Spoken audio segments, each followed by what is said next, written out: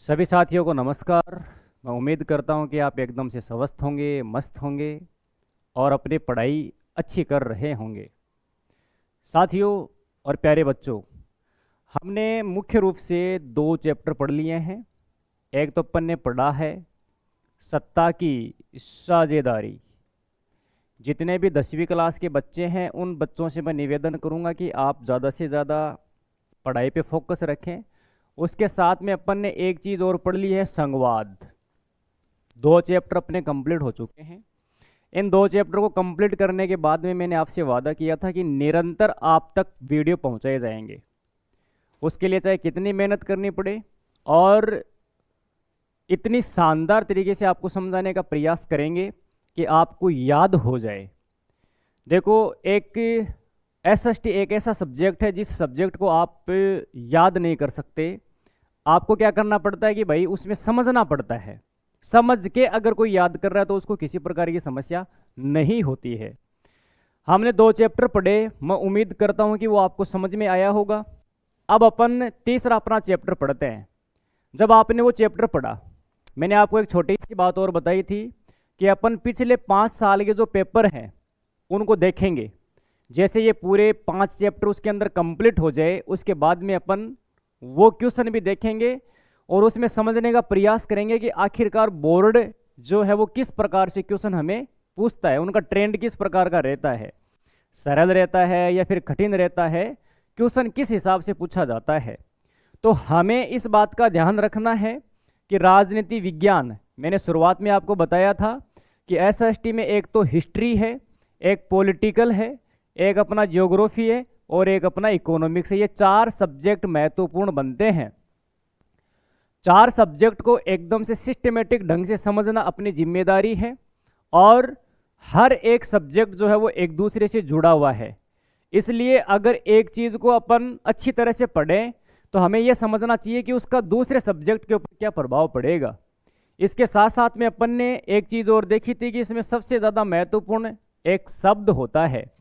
अगर आपने शब्दों के ऊपर अच्छी तरह से गौर किया तो मुझे विश्वास है कि आपको इसमें अच्छे अंक लाने से कोई नहीं रोक सकता। अब अपन अपने मुख्य टॉपिक पे आ जाते हैं, अपने चैप्टर के ऊपर आ जाते हैं। और अगर आपने चैनल को सब्सक्राइब नहीं किया तो आप चैनल को सब्सक्राइब कर दें, लाइक करें, शेयर करें और कमेंट करें जो आपको टॉपिक नहीं समझ में आया। सत्ता की साझेदारी में और संवाद वाला जो अपन ने चैप्टर पढ़ा, अगर उसमें किसी प्रकार का कोई ऐसा टॉपिक रह गया हो जो आपको नहीं समझ में आया या फिर कोई हेडिंग रह गई हो जो आपको नहीं समझ में आई, तो आपसे मैं निवेदन करूंगा कि आप एक बार कमेंट बॉक्स में जरूर उसके बारे में चर्चा करें। मेरे पास में जैसे ही कमेंट आएगा मैं तुरंत प्रभाव से उसके ऊपर आप तक वीडियो पहुंचाने का प्रयास करूंगा। अब अपन देखते हैं लिंग, धर्म और जाति। ये सबसे ज़्यादा महत्वपूर्ण यहाँ पे एक चैप्टर बनता है। और आप ये ध्यान में रखिए कि जितने भी चैप्टर आपको दिए गए हैं, भारत की अर्थव्यवस्था को समझने के लिए, भारत के भूगोल को समझने के लिए, भारत की राजनीति को समझने के लिए और भारत के इतिहास को समझने के लिए दिया गया है। तो आप ये कभी नहीं सोचे कि इसमें लंबे लंबे चैप्टर हैं और ये हमारी याद कैसे होंगे। आप बस इनको इतना देखें कि भाई इनको याद करने का एकमात्र तरीका है समझ के याद किया जा सकता है। आप अपने आसपास की जितनी भी घटनाएं देखती हैं या फिर देखते हैं, कहीं ना कहीं उनका जुड़ाव इस सब्जेक्ट से होता है। अब अपन यहाँ पे देखें, मुख्य अपना जो पाठ है इसमें 3 शब्द है, एक तो जाति है, एक धर्म है और एक लिंग है। अध्याय का मुख्य रूप से जो विचार होता है वो क्या है? हमारे देश के अंदर मुख्य रूप से लोकतांत्रिक व्यवस्था, इसमें किसी प्रकार का कोई शक नहीं होना चाहिए। लोकतांत्रिक व्यवस्था का मतलब यहाँ पे होता है, लोक का मतलब होता है जनता का शासन और तंत्र का मतलब मैंने आपको शुरुआत में ही शायद बताया होगा, इसका मतलब होता है शासन। यानी किसका शासन? जनता का शासन ही लोकतंत्र कहलाता है। इसमें आपको देखा होगा कि भाई 5 साल बाद में चुनाव होता है, 5 साल के बाद में चुनाव होगा तो अगर आपको जो व्यक्ति चुना है, आपने जिस व्यक्ति को चुना है, अगर वो अच्छा लगता है तो ठीक है, अन्यथा उस व्यक्ति को हटा सकते हैं और अपना दूसरा जनप्रतिनिधि क्या कर सकते हैं? चुन सकते हैं। अब अपन देखते हैं यहाँ पे लोकतंत्र के अंदर क्या होता है कि प्रत्येक सामाजिक जो समूह है वो अपनी पहचान के लिए, अपनी समानता के लिए और अधिकारों से जुड़े हुए क्या उठाते हैं भाई? प्रश्न उठाते रहते हैं। अब जैसे सपोज करके देखो, कोई भी सामाजिक समूह होगा, समाज एक छोटी सी बात मैं आपको यहाँ पे बता देता हूँ, समाज जो होता है वो ज्यादातर मनुष्य प्राणियों का ही होता है।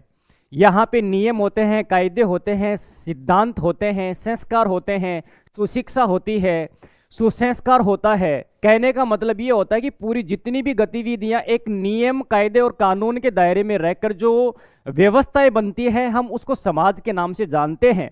अब ये जो समाज है उसमें कोई भी समुदाय या फिर कोई भी समूह होगा अपनी पहचान के लिए काम करेगा, इसके साथ साथ में समानता का भी काम करेगा।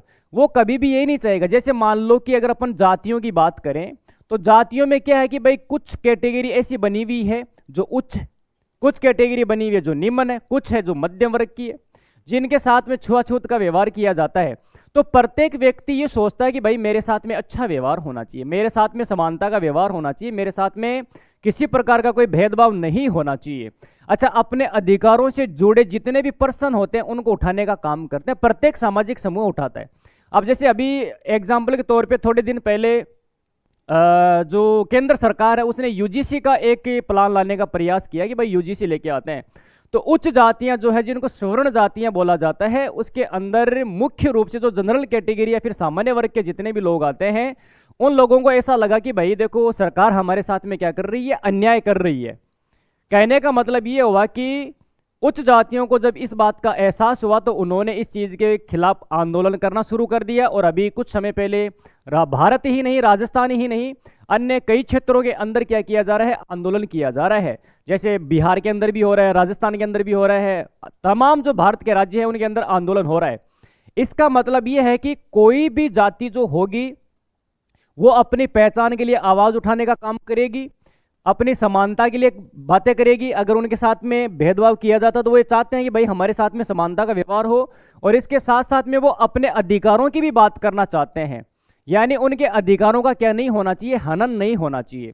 अब इस अध्याय में अपन यही बातें देखते हैं कि लिंग के आधार पे, धर्म के आधार पे और जाति के अंदर मुख्य रूप से जो राजनीति होती है उसको किस प्रकार से प्रभावित किया जाता है, इन चीजों को अपन देखेंगे।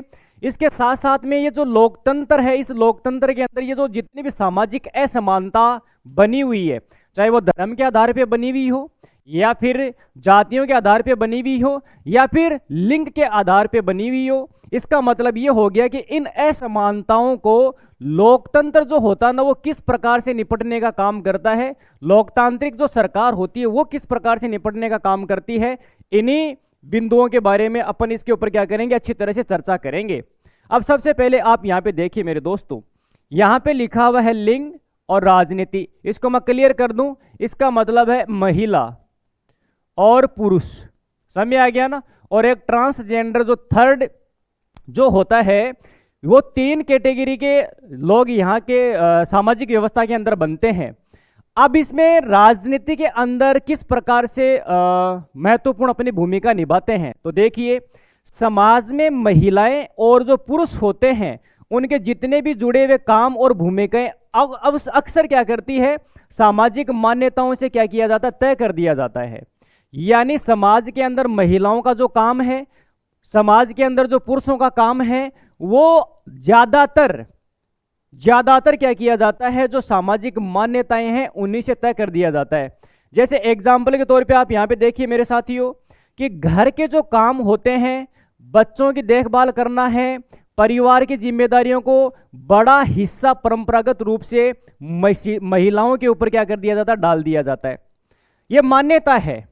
जैसे ही एक छोटा बच्चा जन्म लेता है और एक छोटी बच्ची जन्म लेती है, कुछ समय बाद में जब वो बड़े होते हैं, उनकी उम्र जैसे जैसे बढ़ती जाती है, तो समाज के अंदर एक इस प्रकार की अवधारणा पहले से काम कर रही होती है कि भाई जो लड़की है, लड़की का काम बहुत ज्यादा कुछ नहीं है, लड़की का काम है घर के अंदर रह के घर का काम करना, बच्चों की देखभाल करना, परिवार की जिम्मेदारियों का बहुत बड़ा जो हिस्सा होता है वो मान लिया जाता है कि महिलाएं ही करेगी, पुरुष नहीं करेगा। ये अक्सर मान्यता समाज के अंदर बड़े पैमाने पे चलती है।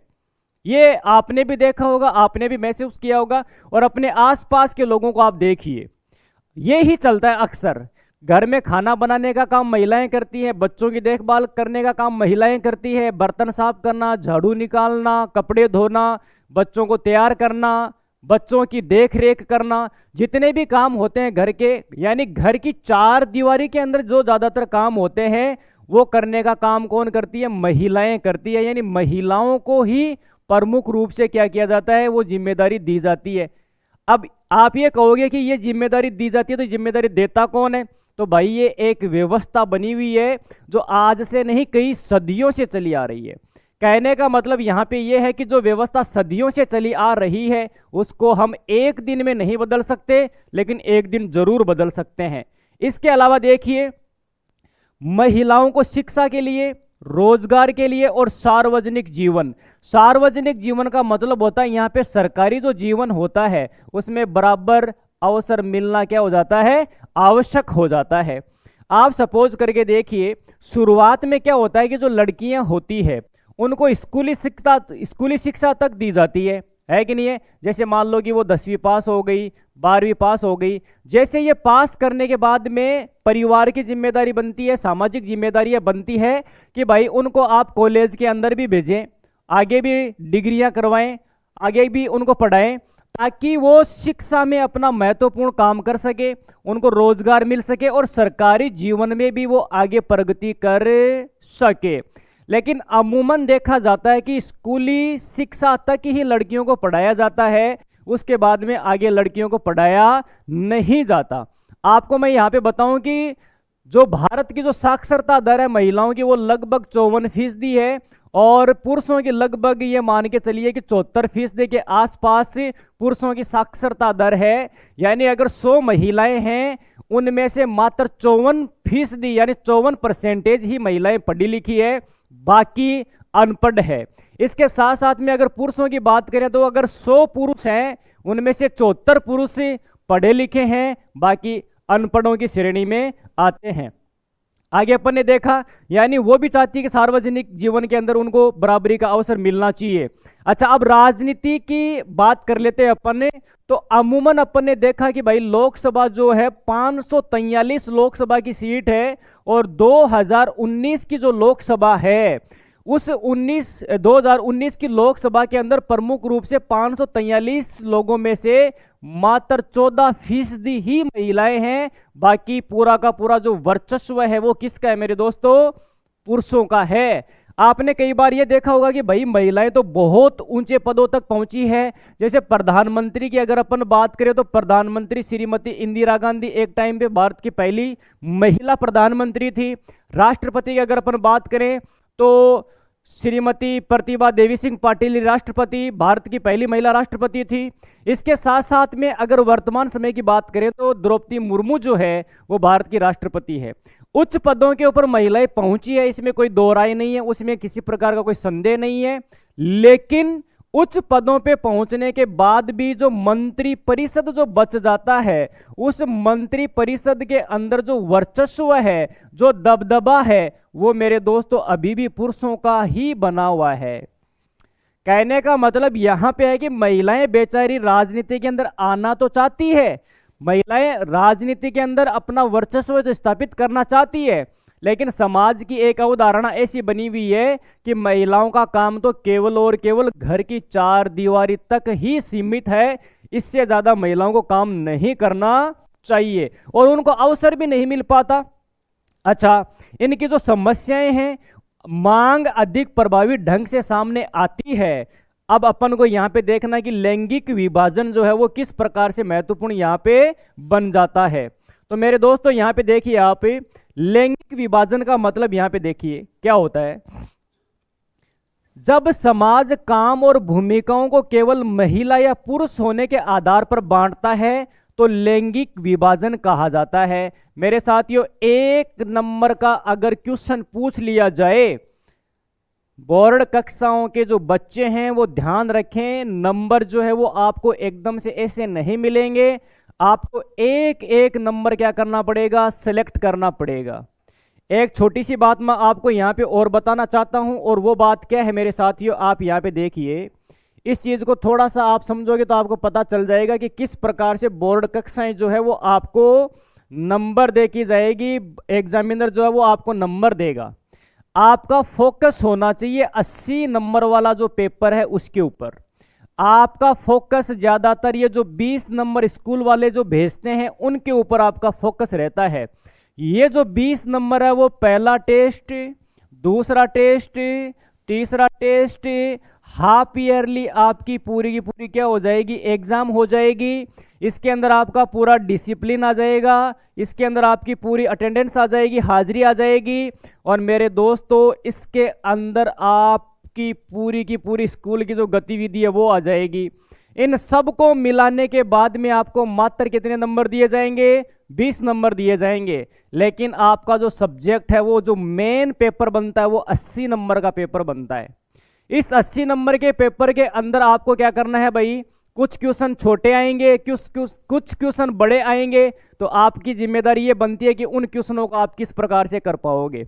तो मेरे साथियों, मेरे प्यारे बच्चों, आपको इतना ध्यान रखना है, एक नंबर का अगर क्वेश्चन आ जाए, अगर एक नंबर का क्वेश्चन आ जाए कि लैंगिक विभाजन किसे कहते हैं, तो आपको ज्यादा कुछ सोचने समझने की जरूरत नहीं है। जब समाज, यानी कौन बांट रहा है यहाँ पे, समाज बांट रहा है। समाज क्या बांट रहा है यहाँ पे, काम को बांट रहा है। और इसके साथ साथ में भूमिका, भूमिका का मतलब ये हो गया कि कौन सा काम कौन करेगा, किसकी जिम्मेदारी है। ये केवल और केवल महिला और पुरुष होने के आधार पे बांट दिया जाता है। जैसे एग्जाम्पल के तौर पे आपने अभी थोड़ी देर पहले देखा कि महिलाएं घर का खाना केवल और केवल महिलाएं बनाएगी। बांटता कौन है, ये समाज बांट देता है। महिलाएं घर के काम करेगी, महिलाएं घर की चार दीवारी तक रहेगी, और पुरुष जो है वो घर से बाहर निकलेगा और पैसा कमा के लाएगा। इस प्रकार की अगर अवधारणा है और समाज के अंदर जो काम है उनको अगर बांट दिया जाए, अलग अलग भागों में बांट दिया जाए, तो मेरे दोस्तों, मेरे प्यारे बच्चों, इसे क्या कहा जाता है, लैंगिक विभाजन। एक नंबर का है, शॉर्ट एंड स्वीट परिभाषा है, डेफिनेशन है, इसको आप आराम से याद कर सकते हैं। और थोड़ा सा मैं साइड में अगर हो जाऊं तो आप इसका क्या ले सकते हैं, अच्छी तरह से स्क्रीनशॉट भी ले सकते हैं। जो एक नंबर की परिभाषा बनती है, आप इसका एक स्क्रीनशॉट मार लीजिए मेरे दोस्तों। समझ में आ रहा है ना, ये स्क्रीनशॉट आप मार सकते हैं इसके अंदर से। और ये क्या है, लैंगिक विभाजन की क्या है, डेफिनेशन है। अब अपन आगे चलते हैं। इधर देखिए मेरे साथियों, यहाँ पे आपको समझना है मुख्य रूप से क्या है, महिलाओं की राजनीति के अंदर भागीदारी किस प्रकार से होती है। चलो तो देखते हैं किस प्रकार से महिलाओं की राजनीति के अंदर भागीदारी होती है। सबसे पहला क्या लिखा हुआ है, महिलाओं ने सम्मान अधिकार के लिए बात की। महिलाओं ने कहा कि भाई चाहे आप पुरुष हो चाहे फिर कोई भी हो, हमें इससे कोई फर्क नहीं पड़ता, हमें समानता का अधिकार मिलना चाहिए, हमारे साथ में समानता का व्यवहार होना चाहिए। अच्छा, शिक्षा के लिए उन्होंने लंबे समय से संघर्ष किया, रोजगार के लिए उन्होंने लंबे समय से संघर्ष किया। और एक लाइन यहाँ पे ये लिखी हुई है, एक वर्ड लिखा हुआ है, राजनीतिक प्रतिनिधित्व। इसका मतलब क्या होता है मेरे दोस्तों, इसका मतलब ये होता है कि भाई हम भी राजनीति में आएंगी, हम भी मतदान करेंगी, हम भी मतदान के अंदर बढ़ चढ़कर भाग लेंगे, इसके साथ साथ में हम भी चुनाव लड़ेंगे और लड़वाएंगे, और हम भी मंत्री, प्रधानमंत्री, मुख्यमंत्री, राज्यपाल, राष्ट्रपति, विधायक, सांसद, सरपंच, पंच, प्रधान, जिला प्रमुख, चेयरमैन, नगर परिषद का जो प्रमुख है, सभापति, मेयर या फिर महापौर, ये बनने का क्या करेंगी, काम करेंगी। महिलाओं ने सोचा कि भाई हमें पुरुषों के भरोसे बैठने से मिलने वाला कुछ भी नहीं है। एक से बढ़कर एक आंदोलन किए और लंबे समय तक इन महिलाओं ने क्या किया मेरे दोस्तों, संघर्ष किया। और संघर्ष ही जीवन का आधार है। अगर आपने ये समझ लिया, सोच लिया, विचार कर लिया कि हमें जीवन के अंदर संघर्ष करना है और आगे बढ़ना है। आपको मैं यहाँ पे एक छोटी सी जानकारी बता देता हूँ मेरे दोस्तों। फ्रांस की क्रांति जो होती है वो 1789 के अंदर हुई। वहां पर महिलाओं को वोट देने का अधिकार नहीं था, मतदान देने का अधिकार नहीं था। वो अधिकार महिलाओं को फ्रांस में मिला 1946 के अंदर। भारत 15 अगस्त 1947 को आजाद होता है, लेकिन यहां पर सभी को वोट देने का अधिकार दिया गया, चाहे वो गरीब है, चाहे वंचित है, चाहे दलित है, चाहे अमीर है, चाहे शोषित है, चाहे पीड़ित है, चाहे दलित है, या फिर किसी भी जाति का, किसी भी धर्म का है, सभी को वयस्क सार्वभौमिक मताधिकार का क्या दिया गया, अधिकार दिया गया। अच्छा, मत देने का तो अधिकार दे दिया गया, लेकिन समाज के अंदर जो व्यवस्थाएं बनी हुई है, समाज के अंदर जो परंपराएं बनी हुई है, समाज के अंदर जो रूढ़िवादी परंपराएं अपना पैर पसारे हुए हैं, वो क्या कहती है, वो ये कहती है कि भाई साहब आपको राजनीति में नहीं आना चाहिए, राजनीति में आने का काम तो केवल और केवल पुरुषों का है। ये बात कौन कहते हैं, पुरुष कहते हैं। और इसके साथ साथ में जो समाज के लोग हैं वो सारा का सारा ये एक प्रोपेगेंडा फैलाते रहते हैं और महिलाओं को आगे आने से क्या किया जाता है, रोका जाता है। लेकिन महिलाओं ने लगातार क्या किया मेरे दोस्तों, संघर्ष किया, आंदोलन किया, प्रयास किया। और आज आप देख सकते हैं खेल के जगत में, भारतीय सेना में, पुलिस के अंदर, शिक्षा के क्षेत्र में, राजनीति के क्षेत्र के अंदर, आर्थिक गतिविधियों के अंदर, यानी ऐसा कोई सा क्षेत्र नहीं है। खेल में भी आज भारत के अंदर ही नहीं बल्कि संपूर्ण विश्व के अंदर विभिन्न देश जो है वो महिलाओं को आगे करने का काम कर रहे हैं और वो एक से बढ़कर एक उपलब्धियां क्या कर रही है, अर्जित कर रही है। ये एक दिन में नहीं हुआ, धीरे धीरे प्रयास हुआ। अब इसका मतलब ये नहीं है कि भाई इतना ही प्रयास करना है, अभी तो और ज्यादा प्रयास करना है, क्योंकि ग्रामीण और देहाती जो क्षेत्र हैं, जो छोटे छोटे गांव हैं, आज भी वहां पे महिलाओं की कंडीशन ऐसी है, उनको घर से बाहर निकलने नहीं दिया जाता। इसके साथ में क्या हुआ, चलो भारत में महिलाओं को मतदान देना, मतदान का मत यानी होता है विचार, उसका दान करना, मतदान देना और चुनाव लड़ने का अधिकार भाई साहब किसने दिया है, संविधान ने दिया है, समान रूप से तय किया है। इसका मतलब ये हो गया, संविधान ने ये कहा कि महिला भी चुनाव लड़ सकती है और इसके साथ साथ में पुरुष भी चुनाव लड़ सकता है। एक चीज और यहां पे बताई गई कि पुरुष भी मतदान दे सकता है और महिला भी क्या दे सकती है, मतदान दे सकती है, यानी वोट डाल सकती है। आगे क्या लिखा हुआ है, अपन बात कर लेते हैं संसद की। मैंने कल आपको बताया था संसद किसे कहते हैं, संसद किसे कहते हैं, तो लोकसभा प्लस राज्यसभा, इसके साथ साथ में भारत के राष्ट्रपति। समझ में आ गया ना, ये तीनों मिलकर किसका निर्माण करते हैं भाई, संसद का निर्माण करते हैं। किसका निर्माण करते हैं, संसद का निर्माण करते हैं। तो संसद के अंदर और राज्यों की जितनी भी विधानसभाएं हैं, इनमें महिलाओं का प्रतिनिधित्व लंबे समय तक क्या रहा, कम रहा। मैंने अभी थोड़ी देर पहले आपको यह बताया कि भारत की जो लोकसभा है 2019 में 543 में मात्र 14% ही महिलाएं हैं। आप अनुमान करके देखिए, आप अनुमान लगा के देखिए, मात्र 14% ही महिलाएं हैं। किसमें, लोकसभा के अंदर। और राज्यों की अगर अपन बात करें, राज्यों की जितनी भी विधानसभाएं हैं, आपको पता होना चाहिए भारत में पूरे टोटल 28 राज्य हैं और 8 केंद्र शासित प्रदेश हैं। तो ये जो 8 केंद्र शासित प्रदेश हैं, इनमें से 2 केंद्र शासित प्रदेश, इनमें विधानसभा है मेरे दोस्तों, इनमें क्या है, विधानसभा। तो पूरे टोटल अपन अगर बात करें 30 राज्यों की विधानसभाओं में महिलाओं की हिस्सेदारी मात्र 5% है मेरे दोस्तों। कहने का मतलब ये हुआ कि अगर एक राज्य में 100 विधायक हैं, उनमें से मात्र 5 महिलाएं ही विधायक है, बाकी पुरुष है। कहने का मतलब यहां पे ये हुआ कि इनका प्रतिनिधित्व लंबे समय तक क्या रहा है, कम रहा है। ये धीरे धीरे स्थिति सुधर रही है।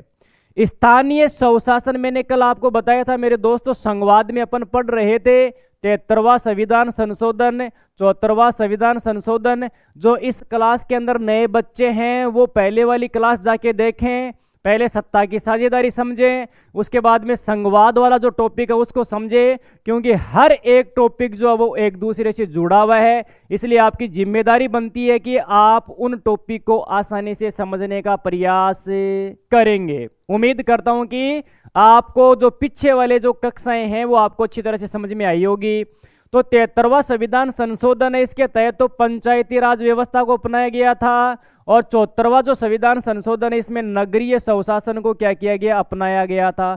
ध्यान रखना, इन संस्थाओं में महिलाओं के लिए आरक्षण की व्यवस्था की गई है। और मैंने कल आपको बताया था कि पंचायती राज मंत्रालय है, उसमें 1/3 1/3 हिस्सा महिलाओं के लिए रिजर्व किया गया है, आरक्षित किया गया है।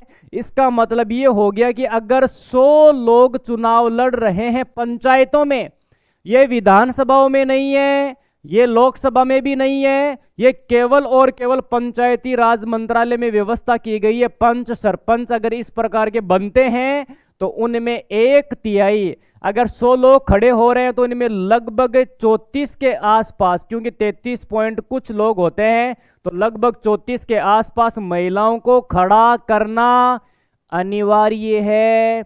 सरकार चाहती है कि महिलाएं आगे बढ़े, भारत का संविधान चाहता है कि महिलाएं आगे बढ़े, और महिलाओं को भी चाहना पड़ेगा कि वो भी आगे बढ़े। भाई आपको कौन ज्यादा लंबे समय तक आगे बढ़ने के लिए प्रेरित कर सकता है? आप जब खुद तक काम नहीं करोगे, खुद के लिए काम नहीं करोगे, तो आपको आगे बढ़ाने के लिए मेरे हिसाब से पुरुष आपको ज्यादा मोटिवेट नहीं करेंगे। आपको खुद को क्या करना पड़ेगा? आगे आना पड़ेगा। अच्छा, भारत सरकार प्रयास कर रही है, संविधान के अंदर संशोधन करके यह व्यवस्था कर दी गई। अब क्वेश्चन बन सकता है यहाँ पे, एक नंबर का क्वेश्चन क्या बन सकता है कि महिलाओं को किस शासन व्यवस्था के तहत 1/3 सीटें आरक्षित की गई है चुनावों में, चुनाव लड़ने के लिए? तो वो कौन सा है? पंचायती राज मंत्रालय, उसको आप स्थानीय स्वशासन के नाम से भी जान सकते हैं। मेरे साथियों, आगे अपन देखते हैं कौन सा आंदोलन? नारीवादी आंदोलन अपन देख लेते हैं। कौन सा आंदोलन देख लेते हैं? नारीवादी आंदोलन। ये क्या हुआ, ये क्यों हुआ, कब हुआ, कैसे होता है, अपन इसके बारे में अपन क्या करते हैं? चर्चा करते हैं। नारीवादी आंदोलन जो है महिलाओं के लिए सम्मान अधिकार की बात करता है। अवसर के लिए चलाए गए जितने भी सामाजिक तथा राजनीतिक आंदोलन है उनको नारीवादी आंदोलन के नाम से जाना जाता है। सामाजिक स्तर पे और राजनीति के स्तर पे, यानी इन्होंने ये कहा कि भाई समाज में हमें बराबरी का दर्जा दिया जाना चाहिए, पुरुषों के बराबर हमें सम्मान अधिकार मिलना चाहिए, और इसके साथ साथ में राजनीति में भी हमें अधिकार मिलना चाहिए। इसका मतलब ये हो गया कि महिलाओं को बराबरी का अधिकार चाहिए। जैसे इन्होंने ये कहा कि भाई हमें सम्मान शिक्षा मिलनी चाहिए। मेरे साथियों, आपको एक छोटी सी बात बताते हैं।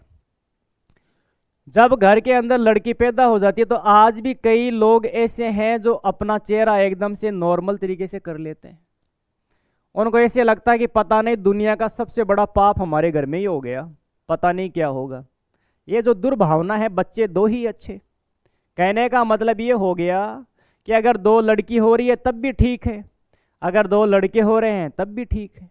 लेकिन कुछ लोग ऐसे हैं, लड़के की इच्छा रखते हैं, पुत्र की प्राप्ति की इच्छा रखते हैं कि हमें संतान के रूप में पुत्र मिले। तो जब कई बार उनको बोला जाता है कि भाई आप पुत्र का क्या करोगे, भाई अगर लड़की हो गई तो कोई बात नहीं, लड़की भी तो आपका ही खून है, लड़की भी तो आपके लिए काम करेगी। तो उनके मुंह से एक अक्सर बात सुनने को मिलती है कि हमारा वंश नहीं चलेगा आगे। तो मेरे को कई बार हंसी आती है, आपका कौन सा वंश महाराणा प्रताप का है जो आपको वंश चला के इतिहास के पन्नों में नाम लिखना है? क्या वंश चलेगा बताइए आप? आपका वंश तो लड़की के रूप में भी चल सकता है, लेकिन वो तो नहीं, वो नहीं होता। अच्छा, यहाँ पे देखना दूसरी बात क्या है कि लड़की जो है अगर वो पैदा हो गई, इसमें सबसे ज्यादा अगर कोई नाखुश होता है तो एक माँ हो रही है। ये भी देखिए आप, मतलब वो कहावत है कि महिला महिला की दुश्मन बन गई।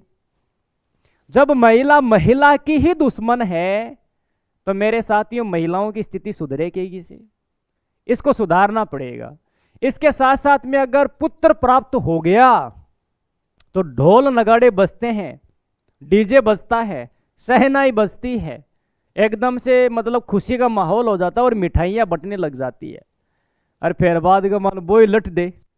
कहने का मतलब ये हो गया, हमें इस बात का ध्यान रखना पड़ेगा कि महिलाएं जो है वो भी महत्वपूर्ण है, पुरुष भी महत्वपूर्ण है। किसी के साथ में भेदभाव नहीं करना चाहिए, चाहे वो महिला है या फिर पुरुष है। तो इन्होंने सम्मान शिक्षा की बात के लिए अपना महत्वपूर्ण काम करना स्टार्ट किया। रोजगार के अवसर बराबर मिलने चाहिए। अवसर का मतलब होता है मौका, कि भाई मौका तो कम से कम बराबर मिलना चाहिए भाई, मौका तो कम से कम क्या होना चाहिए, बराबर मिलना चाहिए। जैसे सपोज करके देखो कि एक लड़की है और एक लड़का है और ये दोनों 10वीं कक्षा में पढ़ रहे हैं, इन दोनों को बराबरी का अवसर मिला। तो जब बराबरी का दोनों का अवसर मिला तो फिर देखा जाएगा कि कौन कितना ताकतवर और कितना कमजोर है।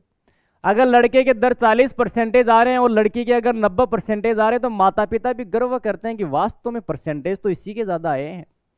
लेकिन लड़की के नाम पे अगर इसको मौका ही नहीं दिया जाए कि आपको 10वीं कक्षा में पढ़ना ही नहीं है तो समस्या है भाई, ऐसा नहीं होना चाहिए। बराबरी का अवसर सबको दिया जाना चाहिए, आगे उनकी किस्मत काम करती है, आगे उनकी मेहनत काम करती है।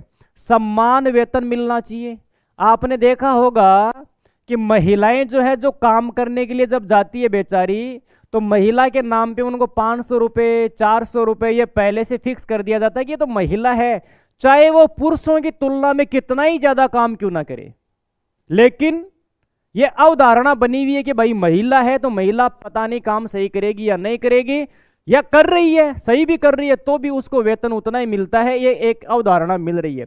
उसी काम के जो पुरुष है जब वो काम करता है तो उसको 1000 रुपए तक आराम से क्या कर दिया जाता है, दे दिया जाता है।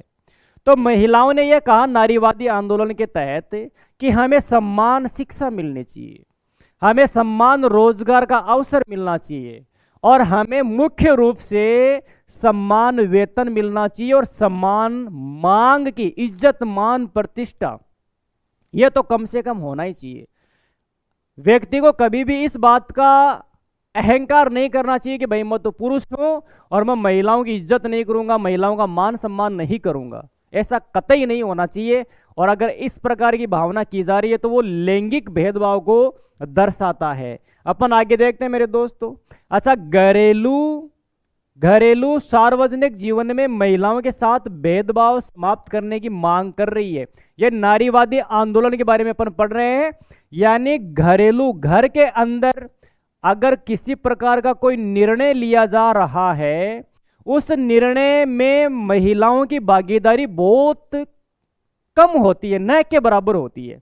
जैसे जमीन बेचना है, जमीन को खरीदना है, घर के अंदर कोई कीमती सामान लेके आना है, यानी जो अति महत्वपूर्ण फैसले होते हैं वो महिलाओं को तो बेचारी को पूछा ही नहीं जाता। उनको तो ये कहा जाता है तने क्या कोई ज्ञान को नहीं, ये कह के उनको क्या कर दिया जाता है, एकदम से साइड में कर दिया जाता है। तो ये कहते हैं कि भाई सार्वजनिक जीवन में महिलाओं के साथ में जो भेदभाव हो रहा है और घर के अंदर जो भेदभाव हो रहा है वो नहीं होना चाहिए। ये नारीवादी आंदोलन की प्रमुख रूप से मांग है। राजनीतिक जितनी भी संस्थाएं हैं उनमें महिलाओं का उचित प्रतिनिधित्व होना चाहिए। जैसे राजनीतिक संस्थाओं का मतलब ये हो गया, जैसे न्यायपालिका है, अपनी लोकसभा है, राज्यसभा है, विधानसभा है, पंचायती राज मंत्रालय है, उनमें भी उचित महिलाओं का प्रतिनिधित्व होना चाहिए। यह नारीवादी आंदोलन की प्रमुख रूप से क्या होती है मेरे दोस्तों, मांग होती है। आगे अपन देखते हैं धर्म जो है। अब देखो इतना मेरे दोस्तों आपको ध्यान रखना है कि जो जातियों के अंदर, धर्म के अंदर जो बटा हुआ है वो समाज बहुत ज्यादा प्रगति नहीं कर पाता है, उसको अनेक समस्याओं का फिर सामना करना पड़ता है। तो लैंगिक भेदभाव वाला मैंने आपको अच्छी तरह से समझा दिया। मैं उम्मीद करता हूं कि वो आपको टॉपिक आसानी से समझ में आया होगा। अब अपन बात कर लें धर्म की। किसकी बात कर लेते हैं, धर्म की बात कर लेते हैं। फिर उसके बाद में बात करते हैं अपन राजनीति की। अच्छा, भारत एक विविधतापूर्ण वाला देश है, इसमें कोई दो राय नहीं है। भारत में मैंने आपको बताया था कि अनेक धर्मों के लोग रहते हैं, विभिन्न जातियों के लोग रहते हैं, अलग सबकी वेशभूषा है और संस्कृति भी अलग है, खान पान अलग है, रहन सहन अलग है और वेशभूषा अलग है। समझ में आ गया ना। यानी सिख धर्म के लोग भी है, बौद्ध धर्म के लोग भी है, जैन धर्म के लोग भी है, ईसाई धर्म के लोग भी है। ये तमाम धर्मों के लोग यहाँ पे आपको देखने को मिल जाते हैं। तभी तो कहा जाता है कि भारत विविधताओं में एकता वाला देश है। भारत विविधतापूर्ण वाला देश है जहाँ पे अलग अलग धर्मों के लोग रहते हैं। धर्म और राजनीति का संबंध अपने आप में गलत नहीं है, यानी धर्म और राजनीति का संबंध अपने आप में गलत नहीं है, तो होकर रहेगा भाई साहब। अब देखो आगे क्या है। समस्या तब पैदा हो जाती है जब किसी धर्म के नाम पर दूसरे धर्मों के लोगों के साथ में क्या किया जाता है, भेदभाव किया जाता है। दिक्कत अट्ठे है भाई जी, समस्या यहां पे है। समस्या यहां पे क्या है, यानी अगर कोई धार्मिक व्यक्ति ये कहे कि मैं तो केवल और केवल अपने धर्म के बारे में ही सोचूंगा, इसी के बारे में विचार करूंगा, करो, कोई दिक्कत नहीं है। अपने धर्म का प्रचार प्रसार करो, अपने धर्म के बारे में लोगों को बताओ, अपने धर्म की जो अच्छी बातें हैं उनको भी बताने का क्या करना चाहिए, काम करना चाहिए। लेकिन हमें यहाँ पे एक चीज का ध्यान रखना पड़ेगा कि हमारा ही धर्म सर्वश्रेष्ठ है, बाकी लोगों का जो धर्म है वो एकदम से घटिया है, बेकार है, सही नहीं है। इस प्रकार की जो नफरत की भावना पैदा करते हैं, इस प्रकार की जो भावना रखते हैं, वो एकदम से महामूर्खों की श्रेणी में आते हैं। यानी किसी भी धर्म के साथ में भेदभाव नहीं किया जाना चाहिए, अगर किया जा रहा है तो वो गलत है।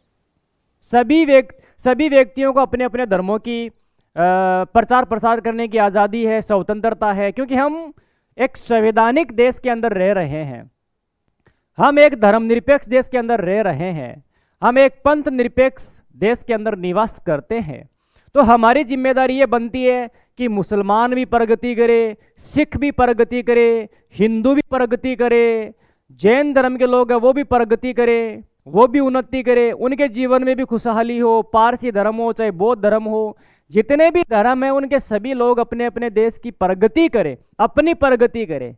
लेकिन ऐसा नहीं करते लोग, ऐसा क्या, उनके पता नहीं क्या हो रखा है, वो क्या करते हैं कि नहीं हमारा धर्म सर्वश्रेष्ठ है, आपका एकदम से घटिया है। भाई अगर आप देखें तो प्रत्येक धर्म में अच्छी बातें हैं और प्रत्येक धर्म में बुरी बातें भी हैं। अगर आपके धर्म में अच्छी बातें हैं और आप उन्हीं बातों को ध्यान में रखकर दूसरे धर्म की बुराइयों को ध्यान में रख रहे हैं तो फिर आप गलत कर रहे हैं। और अगर जो धर्म है उसकी बुरी बातें हैं और वो सामने वाले की भी बुरी बातें देख रहा है तब भी गलत बात है। हमें अपने धर्म के बारे में सोच विचार करना चाहिए। दूसरों के धर्मों के बारे में मेरे हिसाब से ज़्यादा कटाक्ष करना, ज़्यादा टिप्पणी करना, ज़्यादा उनके ऊपर कमेंट करना मेरे हिसाब से उचित नहीं है। सभी व्यक्तियों को अपने धर्मों के बारे में सोच विचार करने का क्या होना चाहिए, अधिकार होना क्या चाहिए, है हमारे देश के अंदर है, लेकिन ये धरातल पे भी होना चाहिए।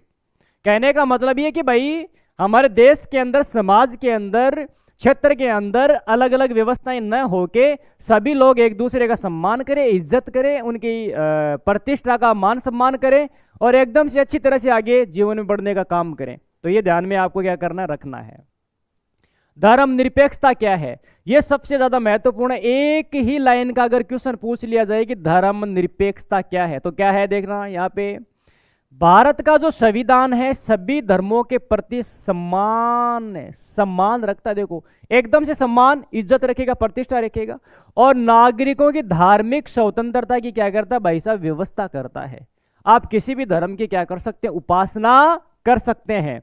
राज्य किसी एक धर्म के नागरिकों पे थोप नहीं सकता, संविधान के अंदर यही धर्मनिरपेक्षता है। यानी राज्य का कोई राजकीय धर्म नहीं होगा, राजकीय धर्म नहीं होगा। इसका मतलब ये हो गया कि राज्य यानी जो सरकार है वो सभी धर्मों को बराबरी की दृष्टि से देखेगी। ये सरकार देखे या न देखे, लेकिन संविधान जो है ना वो जरूर देखता है।